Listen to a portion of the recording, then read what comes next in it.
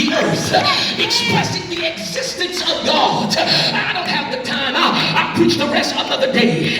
But he dies the death of the cross. Do you understand the agony? Because in the Garden of Gethsemane, he was so broken by the ones he loved, so broken by the ones he sacrificed for. After he had literally given his mind and his strength, they wanted him crucified and they wanted him dead.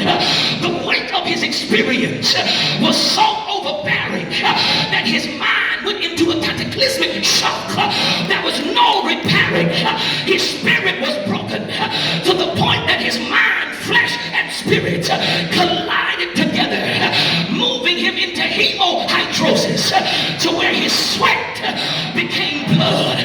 He was dying in the Garden of Gethsemane because he loved people that did not love him. I wish I had some help. Look your neighbor in the face and say, neighbor, the God I serve is so much able that he can do exceedingly, abundantly, and above. Shout hallelujah. Shout glory.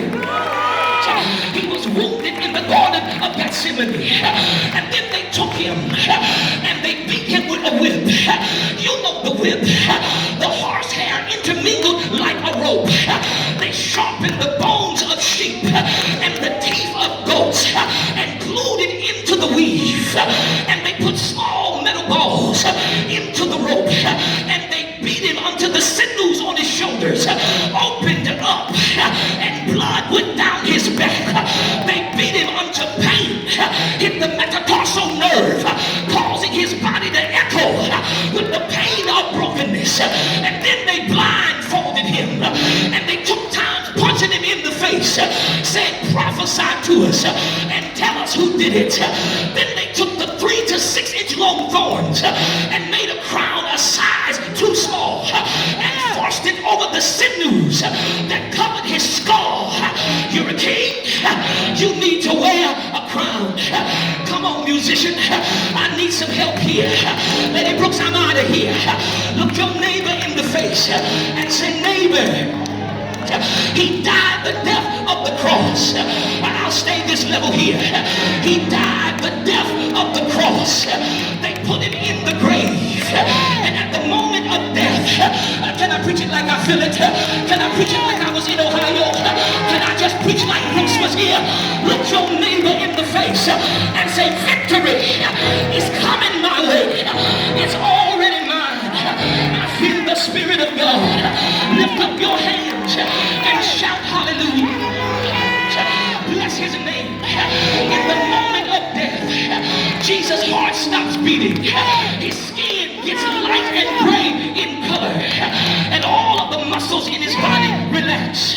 His bladder empties itself of all of its fluids, and the body temperature becomes the temperature of his surrounding. 30 minutes later, the skin is now purple and waxy. The lips, the fingers, and the toenails fade pale in color, and the nails dislocate from the toes and the fingers, and blood pools begin to form all around him. It's called lividity, and his hands turned blue, and his eyes sank into his skull. After 4 hours, rigor mortis sets in. After 12 hours, the body is full of rigor mortis. After 24 hours, the body is completely captured by the temperature of its surrounding. The head and the neck are now greenish blue. After 3 days, the gases in the body form tissues, and large blisters appear on the skin, and the entire body begins to bloat. But on the 3rd day, there was a quickening. You got to know and to understand this. On the 3rd day, there was a quickening in his spirit. Something in Jesus said, get up. And when he got up, he went to Gehenna. I feel the Spirit of God. Something in his spirit said, get up. And when Jesus got up, all of the blisters had to melt down back into the skin. His neck had to return back to the normal color. Rigor mortis had to leave his body.